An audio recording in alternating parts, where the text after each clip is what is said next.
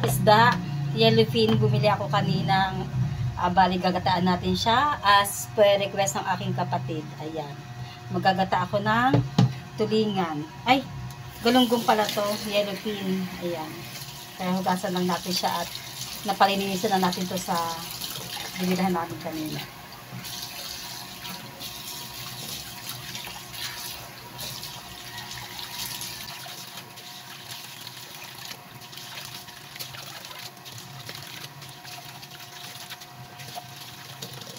Ayan, at nalinisan na natin ngayon. Lalagyan naman natin siya ng asin. Ayan. Bago natin siya gataan, pirituhin muna natin para mas masarap. Ayan.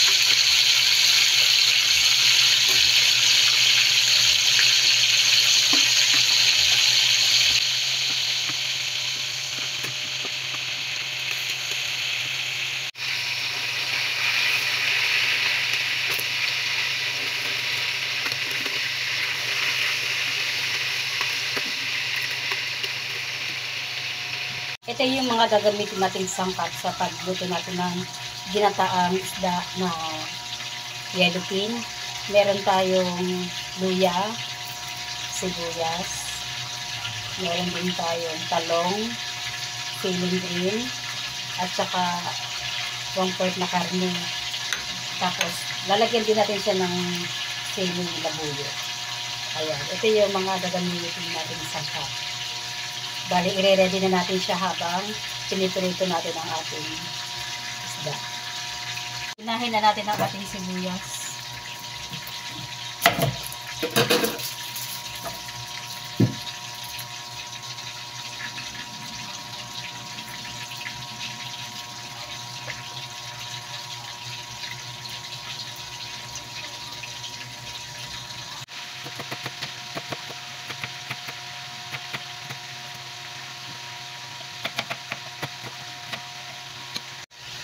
Ang ating bawang.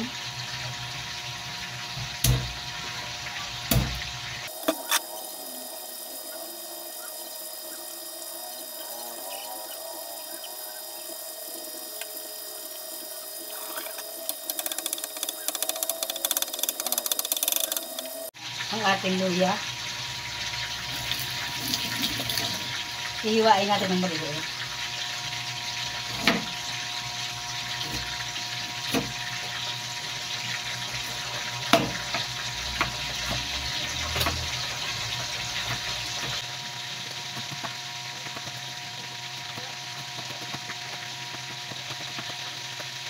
Ayan, nahanda na natin ang ating mga gagamitin sa ating pagluluto. Meron tayong pork, pinahiwa-hiwa ko na yan. Meron tayong gata ng nyog, isang tiga lang yan. Meron tayong sibuyas, bawang, at itong ating luya, siling green, at ang ating eggplant, talong. Yan. Hintayin lang natin maluto yung iba nating isda para maumpisahan na natin siyang lutuin.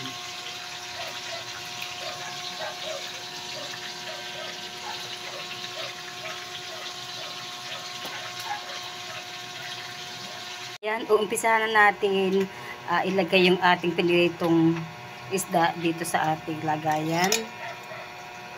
Yan. I-arrange na natin siya.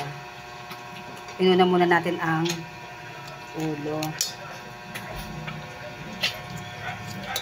Bali, bago ko nilagay itong isda, nilagyan na rin natin siya ng sibuyas at saka luya.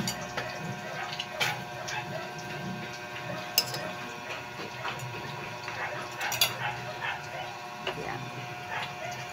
Mas masarap daw kasi pag naggagata ka ng ganitong klaseng isda is prituhin muna. Ayan. Kaya sabay-sabay na natin siyang ilalagay. Pero ang pagkaprito ko naman nito is hindi naman siya totally lutong-luto. Ang tama lang na maprito natin siya. Ayan. Tapos, isusunod na natin yung ating ayan, sibuyas at saka itong lagyan na natin ang ating sibuyas.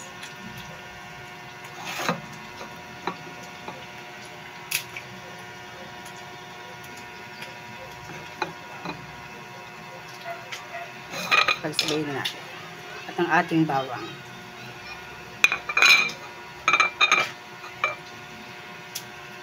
Tapos, isusunod naman natin ang ating luya.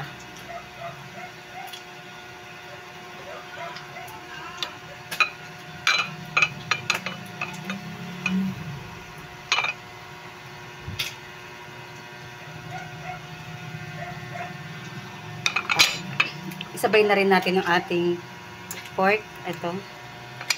Ayan. Isasabay na rin natin siya.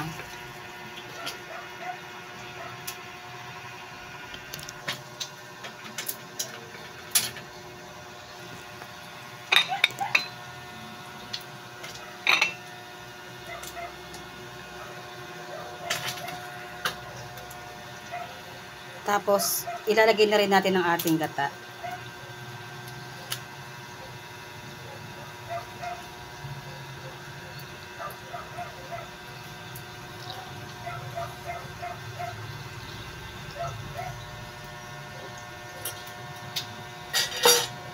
Ayan.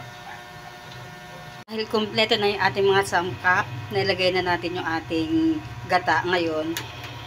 Ayan. Ready na natin siyang pakuluan. Tapos, ilagay na rin natin yung ating siling green. Ayan.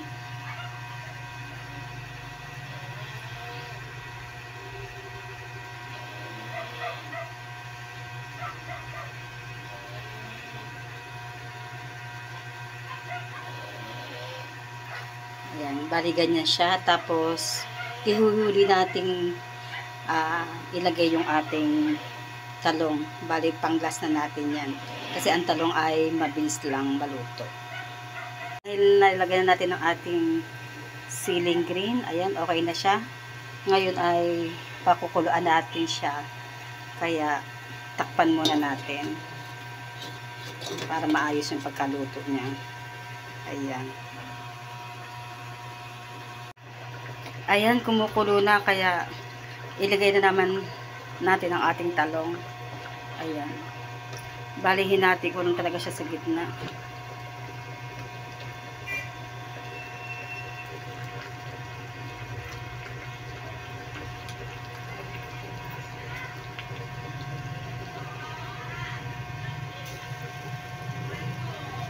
Pupunuan natin siya ng talong.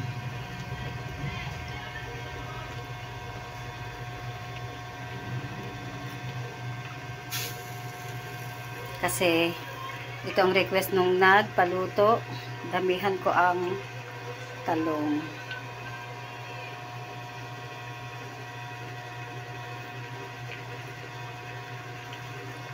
Ayan guys, tinambakan natin ng talong ang ating